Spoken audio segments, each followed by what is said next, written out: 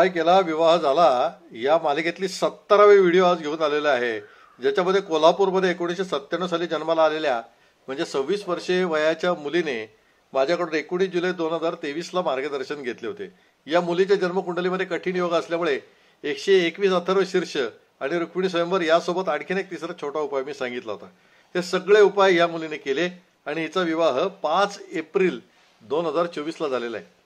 आपल्या फॅमिलीमध्ये जर का अशी काही विवाहाची अडचण असेल तर खालील दिसणाऱ्या व्हॉट्सअपवरती, फक्त व्हॉट्सअपवरती आपण जरूर संपर्क करावा. माझे उपाय अत्यंत कमी खर्चाचे असतात, खात्रीलायक असतात. हे 70 उदाहरणावरनं आतापर्यंत सिद्ध झालेले.